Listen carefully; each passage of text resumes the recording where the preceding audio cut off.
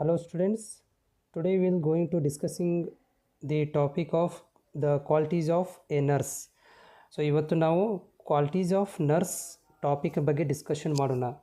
ಒಂದು ನರ್ಸ್ ಆಗಬೇಕಾದ್ರೆ ಏನೇನು ಕ್ವಾಲಿಟಿಗಳು ಇರಬೇಕು, ಯಾವ್ಯಾವ ಪಾಯಿಂಟ್ಗಳು ಇಂಪಾರ್ಟೆಂಟ್ ಇವೆ ಅನ್ನೋದ್ರ ಬಗ್ಗೆ ಈ ಒಂದು ವಿಡಿಯೋದಲ್ಲಿ ಡಿಸ್ಕಷನ್ ಮಾಡೋಣ. So nursing is a career which calls for certain special qualities. So nursing ಅನ್ನೋದು ಒಂದು ಕರಿಯರ್, ಇದರಲ್ಲಿ ಸ್ಪೆಷಲ್ ಆದಂಥ ಕ್ವಾಲಿಟೀಸ್ಗಳನ್ನು ಹೊಂದಿರಬೇಕಾಗಿರುತ್ತೆ. ಅಕಾರ್ಡಿಂಗ್ ಟು ನಮ್ಮ ಮಿಸ್ ಫ್ಲೋರೆನ್ಸ್ ನೈಟಿಂಗೇಲ್ಸ್ ಅವರ ಪ್ರಕಾರ, mentioned in her notes on nursing about the characteristic of a nurse. So Florence Nightingale's ಅವರು ತಮ್ಮ ಒಂದು ನೋಟ್ಸಲ್ಲಿ ನರ್ಸಿಂಗ್ ಅನ್ನೋದ್ರ ಬಗ್ಗೆ, ನರ್ಸಿಂಗ್ ಮತ್ತು ನರ್ಸ್ಗಳ ಕ್ಯಾರೆಕ್ಟರಿಸ್ಟಿಕ್ ಯಾವ ರೀತಿಯಾಗಿ ಇರಬೇಕು ಅನ್ನೋದ್ರ ಬಗ್ಗೆ ಉಲ್ಲೇಖವನ್ನು ಮಾಡಿದ್ದಾರೆ. She says a nurse must be no gossip, no vain talker. So ಇಲ್ಲೇನಂತಂದರೆ ನರ್ಸ್ ಅನ್ನೋಳು ಒಬ್ಬಳು ನಿಷ್ಕ್ರಿಯೋಚಿತವಾಗಿ ಮಾತನಾಡುವವರಿಗೆ, ಅಂದರೆ ಅವರಿಗೆ ವೇನ್ ಟಾಲ್ಕರ್ ಅಂತ ಕರಿತೀವಿ. ಅಂದರೆ ಒಂದು ಸ್ಪಷ್ಟವಾಗಿ ಮಾತಾಡ್ತಿರಬೇಕು ಅಥವಾ ಗುಸು ಮಾತಾಡುವಂಥವಳು ಆಗಿರಬಾರ್ದು. ಅದ್ರ ತನ್ನ ಒಳಗಡೆ ಬಾಯಲ್ಲಿ ತಾನೇ ಮನಸ್ಸಿನಲ್ಲಿ ಮಾತಾಡ್ತಿರ್ತಾರಲ್ಲ, ಅದಟಪಟ ಆ ರೀತಿಯಾಗಿರಬಾರ್ದು. ಅವರು ನಿಷ್ಕ್ರಿಯವಾಗಿ, ಅಂದರೆ ಫ್ರೀಯಾಗಿ ಮಾತನಾಡುವಂತಹ ಒಂದು ಇರಬೇಕು, ಮಾತನಾಡುವಂಥರು ಇರಬೇಕು ಅನ್ನೋದ್ರ ಬಗ್ಗೆ ಹೇಳ್ತಾ ಇದ್ದಾರೆ. ಜೊತೆಗೆ B strictly sober and honest. So ಮತ್ತು ಜೊತೆಗೆ ಏನಂತಂದರೆ ಪ್ರಾಮಾಣಿಕತೆವಾಗಿರಬೇಕು, ಕಟ್ಟುನಿಟ್ಟಾಗಿರಬೇಕು. ಸ್ಟ್ರಿಕ್ಟ್ಲಿ ಸೋಬರ್ ಆ್ಯಂಡ್ ಹಾನೆಸ್ಟ್ ಆಗಿರಬೇಕು, ಕಟ್ಟುನಿಟ್ಟಾಗಿ ಇರಬೇಕು. ಜೊತೆಗೆ ಮತ್ತೇನಪ್ಪ ಅಂತಂದರೆ ಅವರು ಪ್ರಾಮಾಣಿಕರು ಕೂಡ ಆಗಿರಬೇಕು ಅಂತ ಹೇಳ್ತಾ ಇದ್ದಾರೆ. Next, but more than this she must be a devoted woman. ಇದಕ್ಕಿಂತ ಹೆಚ್ಚಾಗಿ ಸೊ ಅವರು ಗೌರವಾನ್ವಿತ ಮಹಿಳೆ ಆಗಿರಬೇಕು, ಗೌರವವನ್ನು ಹೊಂದಿರಬೇಕು. ಓಕೆ, ಅವಳು ಕರೆಗೆ ಗೌರವವನ್ನು ಹೊಂದಿರಬೇಕು. ಅಂದರೆ ಯಾವ ರೀತಿಯಾಗಿ ಅಂತಂದರೆ, ಈಗ ಒಂದು ರಿಸ್ಪೆಕ್ಟ್ಫುಲ್ ವುಮನ್ ಅಂತ ಕರಿತೀವಿ ನಾವು ಕಾಮನ್ನಾಗಿ. ಆ ರೀತಿಯಾದಂಥ ಒಂದು ಏನದು ಗೌರವಯುತವಾಗಿ ಇರಬೇಕು. Okay, she must have respectful her calling. ಹಾಗೇನ ಗೌರವದಿಂದ ನಾವು ಕರೆಯುವಂತಾಗಿರಬೇಕು. ಅವರ ಒಂದು ಆ್ಯಕ್ಟಿವಿಟಿ ನೋಡಿದರೆ ನಮಗೆ ಅವರು ರಿಸ್ಪೆಕ್ಟ್ದಿಂದ ಕರೆಯುವಂತಾಗಿರಬೇಕು.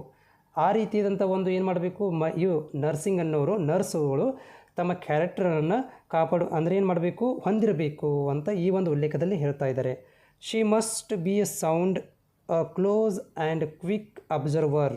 ಸೊ ಜೊತೆಗೆ ಧ್ವನಿ ಏನಪ್ಪ ಅಂದರೆ ಒಂದು ನಿಕಟವಾದಂತಹ, ತ್ವರಿತ ಅಂದರೆ ಸೂಕ್ಷ್ಮವಾದಂತಹ ಅಭ್ಯಾಸವನ್ನು ಹೊಂದಿರಬೇಕು. ಆಮೇಲೆ ಭಾವನೆಗಳನ್ನು ತಿಳಿದುಕೊಳ್ಳುವಂತಹ ಒಂದು ಏನಾಗಿರಬೇಕು, ಮಹಿಳೆ ಹೊಂದಿರಬೇಕು ಅನ್ನೋದು ಕೂಡ ಇವರು ಉಲ್ಲೇಖ ಮಾಡ್ತಾಯಿದ್ದಾರೆ. ಜೊತೆಗೆ she must be A woman delicate and decent feelings. ಜೊತೆಗೆ ಅವಳು ಸೂಕ್ಷ್ಮ ಮತ್ತು ಸ್ವಭಾವದ ಮತ್ತು ಸಭ್ಯ ಭಾವನೆಯ ಮಹಿಳೆಯಾಗಿರಬೇಕು. ಸೊ ಇವನ್ನೆಲ್ಲವೂ ಕೂಡ, ಅಂದರೆ ಟೋಟಲಾಗಿ ಇಲ್ಲಿ ಫ್ಲೋರೆನ್ಸ್ ನೈಟಿಂಗೇಲ್ಸ್ ಅವ್ರು ಏನು ಹೇಳ್ತಾ ಇದ್ದಾರೆ ಅಂದರೆ, ಒಂದು ಹಾನೆಸ್ಟ್ ಆಗಿರಬೇಕು. ಆಮೇಲೆ ಏನಪ್ಪ ಅಂತಂದರೆ ಫ್ರೀ ಟಾಕರ್ ಆಗಿರಬೇಕು. ಅಂದರೆ ಮಾತನಾಡುವರ ಅಂದರೆ ನಿಕಟವಾಗಿ, ತ್ವರಿತವಾಗಿ, ಆಮೇಲೆ ಸೌಜನ್ಯತವಾಗಿ ಮಾತನಾಡುವಂಥ ಇರಬೇಕು. ಹಾನೆಸ್ಟ್ ಇರಬೇಕು, ತಮ್ಮ ಕೆಲಸದಲ್ಲಿ ಹಾನೆಸ್ಟಿಯನ್ನು ಹೊಂದಿರಬೇಕು. ಹೌದಾ, ರೆಸ್ಪೆಕ್ಟ್ಫುಲ್ ಆಗಿರಬೇಕು. ಆಮೇಲೆ ಕ್ವಿಕ್ ಅಬ್ಸರ್ವರ್ ಕ್ಲೋಸರ್, ಅಂದರೆ ಅದನ್ನು ತಿಳ್ಕೊಂಡು ಜೊತೆಗೆ ಅದನ್ನು ಅಬ್ಸರ್ವೇಷನ್ ಮಾಡುವಂತಹ ಗುಣಗಳನ್ನು ಕೂಡ ಹೊಂದಿರಬೇಕು ಅನ್ನೋದನ್ನು ಯಾರು, ನಮ್ಮ ಫ್ಲೋರೆನ್ಸ್ ನೈಟಿಂಗೇಲ್ಸ್ ಅವರು ತಮ್ಮ ನೋಟ್ಸಲ್ಲಿ ಹೇಳಿದ್ದಾರೆ, ಯಾವ ರೀತಿಯಾಗಿ ಕ್ವಾಲಿಟಿ ನಾವು ಹೊಂದಿರಬೇಕು ಅಂತ. ಹಾಗಾದರೆ ಈ ಒಂದು ನರ್ಸ್ ಕ್ವಾಲಿಟೀಸ್ಗಳು ಯಾವ ಮೇನ್ ಪಾಯಿಂಟ್ ಇದಾವೆ ಅಂತ ಸ್ವಲ್ಪ ನೋಡ್ತಾ ಹೋಗೋಣ. ಸೊ ಇದರಲ್ಲಿ the qualities of nurses main ಪಾಯಿಂಟ್ಗಳಿದಾವೆ, ಮೇನ್ ಇಂಪಾರ್ಟೆಂಟ್ ಪಾಯಿಂಟ್ಗಳು ಇವು. Love for the fellow men. Okay, so love for the fellow mens everyone, ನಮ್ಮ ಪರಿಸರದಲ್ಲಿರುವಂಥ ಎಲ್ಲ ವ್ಯಕ್ತಿಗಳನ್ನು, ಜನರನ್ನು ಓಕೆ ನಾವು ಪ್ರೀತಿಸುವಂಥ ಆಗಿರಬೇಕು. ಅಂದರೆ ಫಾರ್ ಎಕ್ಸಾಂಪಲ್, ಇವಾಗ ಯಾರೋ ಶ್ರೀಮಂತ ವ್ಯಕ್ತಿ ಬಂದಿದೆ, ಅವ್ರಿಗೆ ಮಾತ್ರ ಚೆನ್ನಾಗಿ ಕೇರಿಂಗ್ ತೊಗೊಳ್ಳುವಂಥದ್ದು ಆಗಿರ್ಬೋದು. ತುಂಬ ಬಡವನಿದ್ದಾನೆ, ಬಟ್ಟೆ ಹೊಲಸಾಗಿದೆ, ಅವನಿಗೆ ಇಗ್ನೋರ್ ಮಾಡೋದಾಗಿರ್ಬೋದು, ಅವನಿಗೆ ಕೌಬೋ ಆವಾಜ್ ಮಾಡೋದು, ಅವನಿಗೆ ಅಸೂಯೆ ಮಾಡುವಂಥ ಕೆಲಸವನ್ನು ಮಾಡಬಾರ್ದು. ಅಂದರೆ ಎಲ್ಲರಿಗೂ ನಾವು ಪ್ರೀತಿಯ ಪಾತ್ರರಾಗಿರಬೇಕು, ಪ್ರೀತಿ ಮಾಡ್ತಿರಬೇಕು ಅಂತ. Honest and loyalty. ಸೊ ಇಲ್ಲಿ ಏನಂತಂದರೆ, ನಾವು ನಮ್ಮ ಕಾರ್ಯದಲ್ಲಿ ಹಾನೆಸ್ಟಿಯಾಗಿರಬೇಕು ಮತ್ತು ನಾವು ಲಾಯಲಿಟಿಯನ್ನು ಕಾಪಾಡ್ಕೋಬೇಕು. ಅಂದರೆ ನಮ್ಮ ಶ್ರದ್ಧೆಯನ್ನು ಕೂಡ ನಾವು ಇಟ್ಕೊಂಡಿರಬೇಕು. Discipline and obedience. ಸೊ ಇಲ್ಲಿ ನಾವು ನಮ್ಮ ಕೆಲಸಗಳಲ್ಲಿ ನಾವು ಮಾಡುವಂಥ ಕೆಲಸಗಳಲ್ಲಿ ಡಿಸಿಪ್ಲಿನ್ ಇರಬೇಕು, ಜೊತೆಗೆ ಆಬಿಡೆನ್ಸ್ ಅಂದರೆ ಅದರಲ್ಲಿ ನಮಗೆ ಆಸಕ್ತಿ ಕೂಡ ಇರಬೇಕು, ಜೊತೆಗೆ ಅದರ ಮೇಲೆ ನಾವು ಟ್ರಸ್ಟನ್ನು ಕೂಡ ನಾವು ಇಟ್ಕೋಬೇಕು. ಜೊತೆಗೆ ನೆಕ್ಸ್ಟ್ ಪಾಯಿಂಟಲ್ಲಿ alertness and intelligent observations. So alertness ಅಂತಂದರೆ ಇವಾಗ ನಾವು ಕ್ವಿಕ್ಕಾಗಿ ರೆಸ್ಪಾನ್ಸ್ ಮಾಡೋದು, ಅದನ್ನು ತಿಳ್ಕೊಳ್ಳೋಂಥ ಕೆಪಾಸಿಟಿನ ಬೆಳೆಸ್ಕೊಳ್ಳುವಂಥದ್ದು. ಇಂಟೆಲಿಜೆನ್ಸ್ ಅಬ್ಸರ್ವೇಷನ್ ಅಂತಂದರೆ ಅದು ಯಾವ ರೀತಿಯಾಗಿದೆ, ಏನಾಗಿದೆ ಅದನ್ನು ನಾವು ತಿಳ್ಕೊಳ್ಳೋಕ್ಕೆ, ಗ್ರ್ಯಾಪ್ಸನ್ನು ಮಾಡ್ಕೊಳ್ಳೋಕ್ಕೆ ಅಥವಾ ಸಿಚುವೇಷನ್ ಅರ್ಥ ಮಾಡ್ಕೊಳ್ಳುವಂಥ ಕೆಪಾಸಿಟಿಯನ್ನು ನಾವು ಹೊಂದಿರಬೇಕಾಗುತ್ತೆ. Next technical competence. Okay, technical competence ಇವಾಗ ಏನೋ ಒಂದು ಟ್ವಿಸ್ಟ್ ಆದಂಥ ಒಂದು ಕೆಲಸ ಬಂದಿದೆ ಅಥವಾ ಒಂದು ಪೇಷಂಟ್ ಬಂದಿದ್ದಾನೆ. ಸೊ ಆವಾಗ ಅದಕ್ಕೆ ಯಾವ ರೀತಿಯಾಗಿ ನಾವು ಟೆಕ್ನಿಕಲಿ ಅದನ್ನು ಸಾಲ್ವ್ ಮಾಡ್ಬೋದು, ಯಾವ ರೀತಿಯಾದಂಥ ಅವನಿಗೆ ಡಯಾಗ್ನೋಸ್ ಮ್ಯಾನೇಜ್ಮೆಂಟ್ ಮಾಡ್ಕೋಬೇಕು ಅನ್ನೋದ್ರ ಬಗ್ಗೆ ಇಲ್ಲಿ ನಾವು ನಾಲೆಜನ್ನು ಹೊಂದಿರಬೇಕಾಗಿರುತ್ತೆ. ಡಿಪೆಂಡೆಬಿಲಿಟಿ ಆ್ಯಂಡ್ ಅಡ್ಜಸ್ಟೆಬಿಲಿಟಿ. ಓಕೆ, ನಾವು ಮಾಡುವಂಥ ಕೆಲಸಗಳಲ್ಲಿ ಏನಂತಂದರೆ ಅದಕ್ಕೆ ಡಿಪೆಂಡನ್ನು ಕೂಡ ಆಗಬಾರ್ದು. ಅಂದರೆ ಡಿಪೆಂಡೆಬಿಲಿಟಿ ಏನು ಹೇಳುತ್ತೆ ಅಂತಂದರೆ ಇಲ್ಲಿ ನಾವು ಒಂದು ಕೆಲಸವನ್ನು ಕಂಪ್ಲೀಟ್ ಮಾಡೋ ತನಕ ನಾವು ಅದ್ರ ಮೇಲೆ ಡಿಪೆಂಡ್ ಆಗಿರ್ತೀವಿ. ಆ ರೀತಿಯಾಗಿ ಕೂಡ ನಾವು ಅದ್ರ ಜೊತೆಗೆ ಅದು ಅಡ್ಜಸ್ಟ್ಮೆಂಟ್ ಕೂಡ ಆಗ್ಬೋದು, ನನಗೆ ಎನ್ವೈರ್ಮೆಂಟ್ ಅಡ್ಜಸ್ಟ್ ಆಗ್ತಾ ಇಲ್ಲ ಅಥವಾ ಪೇಷಂಟ್ ಜೊತೆ ಅಡ್ಜಸ್ಟ್ಮೆಂಟ್ ಆಗೋದು, ಹೌದಾ. ಈ ರೀತಿಯಾದಂಥ ಗುಣಗಳನ್ನು ಕೂಡ ನಾವು ಅಡ್ಜಸ್ಟ್ಮೆಂಟ್ ಮತ್ತು ಡಿಪೆಂಡೆಬಿಲಿಟಿ ಈ ಎರಡೂ ಗುಣಗಳನ್ನು ನಾವು ಅಳವಡಿಸ್ಕೊಳ್ಬೇಕಾಗುತ್ತೆ. Ability to inspire the confidence. ನಾವು ಅಬಿಲಿಟಿ ಕೂಡ ನಾವು ಗ್ರೋತ್ ಬದಲಾವಣೆ ಕೂಡ ಆಗಬೇಕು. ಅಬಿಲಿಟಿ ಅಂದರೆ ಯಾವುದೋ ಒಂದು ಕಾನ್ಫಿಡೆನ್ಸ್ ಲೆವೆಲನ್ನು ಕುಗ್ಗದಂಗೆ ಏನೋ ಕಾರ್ಯಗಳು ಬಂದಾಗ ಅವುಗಳನ್ನು ಸಾಮರ್ಥ್ಯದೊಂದಿಗೆ ಕೆಲಸ ಮಾಡಲು ನಿರ್ವಹಿಸಲು ನಾವು ತಯಾರಿರಬೇಕು. ಅದನ್ನು ಕೂಡ ಇಲ್ಲಿ ಒಂದು ಏನಂದರೆ ಕ್ವಾಲಿಟಿ ಲಕ್ಷಣಗಳು ಅಂತ ಹೇಳ್ತೀವಿ. Resourceful ಇಕನಾಮಿ of time, material and energy.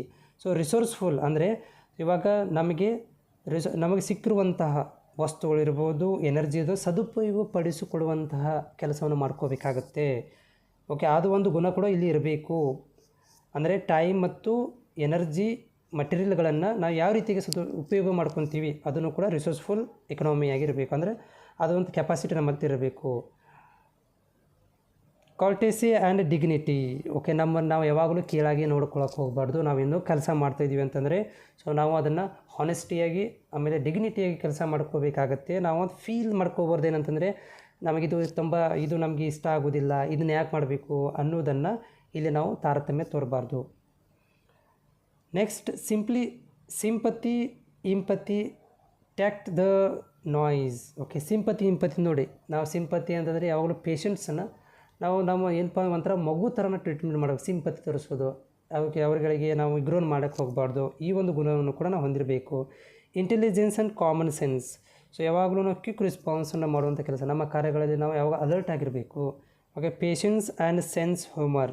Okay, ಯಾವಾಗಲೂ ನಾವು ಏನೋ ಒಂದು ಡಾಕ್ಟರ್ ಹೇಳಿರ್ತಾನೆ, ಜಸ್ಟ್ ಇನ್ನೂ ಹೇಳೋಕ್ಕಿಂತ ಮೊದಲು ನಮ್ಗೆ ಸೆನ್ಸ್ ಆಫ್ ಹ್ಯೂಮರ್, ಅವಂಗೆ ಈ ಒಂದು ಪೇಷಂಟ್ ಬಂದಿದೆ ಅವ್ನಿಗೆ ಏನು ಮಾಡಬೇಕು ಟ್ರೀಟ್ಮೆಂಟು, ಅವ್ನಿಗೇನು ಕೇರ್ ತೊಗೋಬೇಕು ಅನ್ನೋದನ್ನು ನಾವು ತಿಳ್ಕೊಂಬಿಡಬೇಕು. ಪೇಷಂಟ್ ಬಂದ ತಕ್ಷಣ ಯಾರೋ ಆರ್ಡ್ರ್ ಕೊಡೋ ತನಕ ವೇಟ್ ಮಾಡಬಾರ್ದು, ಹೌದಾ. ಆ ರೀತಿಗೆ ಸೆನ್ಸ್ ಆಫ್ ಹ್ಯೂಮರ್ ಅಂತ ಕರಿತೀವಿ.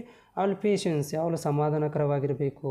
ಓಕೆ, ಸಿಟ್ಟು ಮಾಡ್ಕೊಳ್ಳುವಂಥ ಗುಣಗಳು ಇರಬಾರ್ದು. ಆ್ಯಕ್ಚುಲಿ ನಾವು ಹೇಳ್ತಿರ್ತೀವಿ ನರ್ಸ್ ಅಂತಂದರೆ ಒಂಥರ ತಾಯಿ ಮಗು ಸಾಕದ ಹಾಗೆ ಅಂತ. ನರ್ಸ್ ಅಂತಂದರೆ ಒಂದು ಸಾಯ್ತಿರುವಂಥ ಪೇಷಂಟನ್ನು ಆರೈಕೆ ಮಾಡುವಂಥ ಗುಣ. ಅಲ್ಲಿ ಸಿಟ್ಟು ಮಾಡ್ಕೊಂಡ್ಬಿಟ್ರೆ ಪೇಷಂಟ್ ಸತ್ತು ಹೋಗ್ಬಿಡುತ್ತೆ. ಓಕೆ, ಆ ರೀತಿಯಾಗಿ good physical and mental health. Okay, ಯಾವಾಗಲೂ ನಾವು ಆರೋಗ್ಯಯುತವಾಗಿರಬೇಕು. ಯಾಕಂದರೆ ಇಷ್ಟೆಲ್ಲವನ್ನು ರೆಸ್ಪಾನ್ಸಿಬಲ್ ತೊಗೋಬೇಕಂತಂದರೆ ನಾವು ನಮ್ಮ ಆರೋಗ್ಯವನ್ನು, ನಮ್ಮ ಮೆಂಟಲ್ ಹೆಲ್ತನ್ನು ಚೆನ್ನಾಗಿಟ್ಟುಕೊಂಡ್ರೆ ಮಾತ್ರ ನಾವು ಇವೆಲ್ಲವುಗಳನ್ನು ನಾವು ನಿಭಾಯಿಸಲಿಕ್ಕೆ ಸಾಧ್ಯ ಆಗುತ್ತೆ.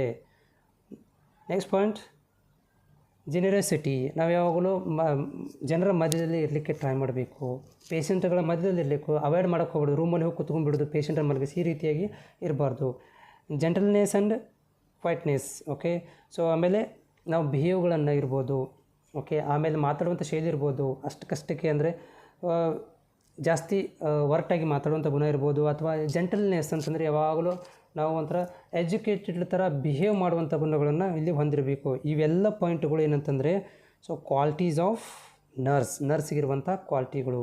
ಹೋಪ್ ಇದು ನಿಮಗೆ ಯೂಸ್ಫುಲ್ ಆಗಿದೆ ಅಂತ ಅಂದ್ಕೊಂಡಿದ್ದೀನಿ. Thank you.